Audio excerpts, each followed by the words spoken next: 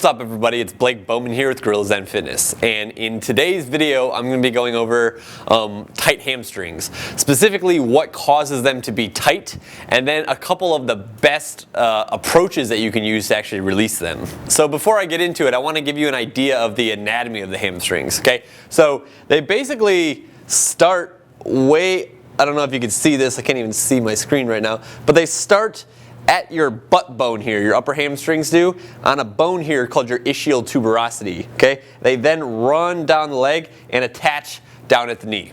So tight hamstrings are super prevalent, okay? They're kind of like having tight erector muscles of the lower back and tight hip flexor muscles. You know, they get tight from sitting and almost everybody has them. So when these muscles get tight, they play a huge role in the development and progression of lower back pain. And they are also very frequently injured, okay?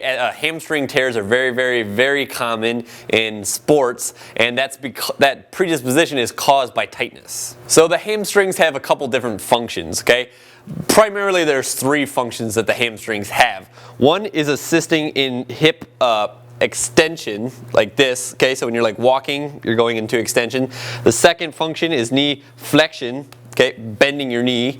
And the third function is posteriorly rotating the pelvis like this. So by putting yourself in those positions for long periods of time where your knee is flexed and your pelvis is posteriorly rotated, that can definitely cause tightness in the hamstrings. So like I said, when you're sitting, your knee is flexed, okay? It's bent, that hamstring is shortened from that. And if you sit with poor posture and your lower back is rounding like this, or you're kind of like leaning back in a chair, that's posteriorly rotating your pelvis, okay? Anytime you're bringing that ischium, that butt bone, closer to the knee, okay, like this, you're shortening up those hamstrings. So as always, before we get into how to release them, it's always most advantageous to stop what's causing them to be tight in the first place. So with that being said, try to sit less, obviously, but if you have to sit, there's a couple things you can do. One is get up every 20 minutes, okay? Don't let those neuromuscular holding patterns set in. So if you're sitting, you know, set a timer or something, stand up every 20 minutes, go for a little walk, and then sit back down. The second thing that you can do is invest in a standing desk. The third thing you can do is sit in such a way so that your pelvis is slightly anteriorly rotated and your knees are like straight and not bent. So starting with the release techniques here, first we're going to start with a pressure technique utilizing a softball in the hamstrings. Then we're going to do a dynamic stretch warm-up for the hamstrings, and then we're going to finish that up with a neuromuscular stretch. It's also important to note that the body's tissues are always more supple and pliable when they're warm. So if you can, it's always a good idea to do these fascial release techniques after you're like in a sauna or like a hot shower or something like that. Alright, so starting with the softball, we're going to start way up high in the upper hamstrings, okay, right underneath that ischial tuberosity, that butt bone that I was talking about. So if you need a visual, then go ahead and Google ischial tuberosity, but basically we're not going to go right on the ischial tuberosity because you can't release a bone, but we're going to go right underneath it, okay? And then you're just going to basically put all of your pressure into that ball with your leg, okay? Kind of lean into it. From here, we're going to do some active release. We're going to flex and extend the knee like this with as much pressure in that ball as you can muster, okay? If you have tight hamstrings, which you do if you're watching this video, then this is not going to feel good, okay? Come into medial hamstrings, spend some time in here, but basically you're just going to do this process for about 2 to 3 minutes each leg. You're going to start to move down progressively, closer to the knee, looking for those hot spots, looking for those areas that are tight, okay? If it doesn't feel very tight and painful, then you most likely don't need to release it, okay? Don't spend time on areas like that. Spend time on areas that are painful and tight. Okay, so you're basically going to work your way all the way down your leg here, the full length of the hamstrings, just to about above the knee here. Like I said, 2 to 3 minutes each leg. Alright, so those tissues of the hamstring should be somewhat more loose now, somewhat more supple. And now we're going to do a dynamic stretch / warm up for the hamstrings, okay?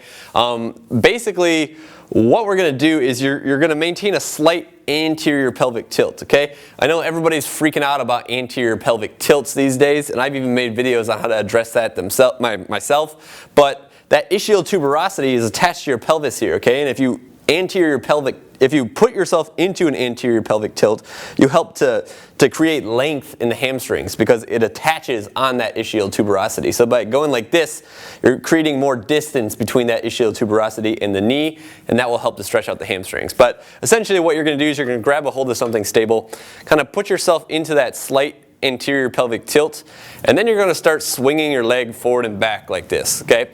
I'm not going very high right now because I don't want to mess up my microphone, but basically you're going to start to go higher and higher each time while maintaining that pelvic tilt as much as possible, not letting the back round underneath. Try to maintain that as you go higher with your foot each time. You can do that for about 10 to 20 repetitions each leg. Alright, so we're now going to get into that neuromuscular stretch. I've showed this in some of my other videos, but it's pertinent here as well. So basically, this is going to involve muscular contraction with the stretch. So it's not a static stretch. I'm not a fan of static stretching, for those of you that are wondering. I might make a video about that later. But basically, this is a much more effective stretch because you're activating the neuromuscular system during the stretch, which teaches your body how to use the new range of motion that we've, given it with these exercises. So, and in conjunction with that, this will also give you more, range of motion. So, what you're going to do is you're going to lay back, okay, on your back.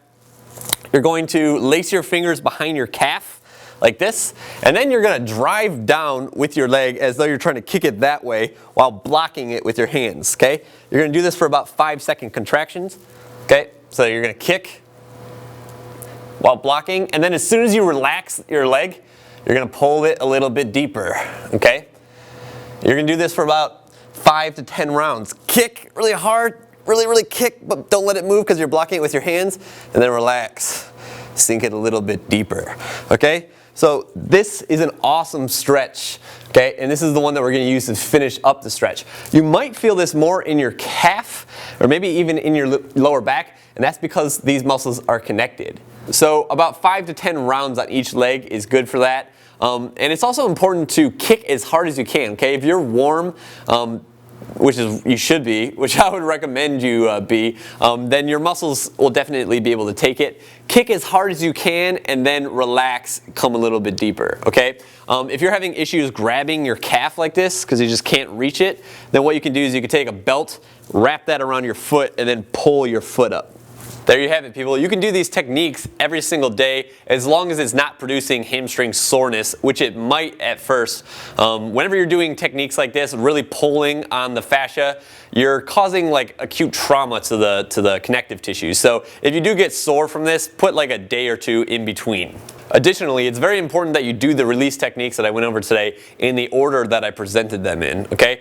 That will help to warm up the tissues and prime your neuromuscular system for that last stretch. I really hope you enjoyed this video. If you try these techniques out and they totally release your hamstrings, then let me know, show me some love, give me a comment down below, give the video a like, and if you haven't yet, please subscribe to my channel right over here. Other than that, keep those hamstrings loose and I'll see you next time.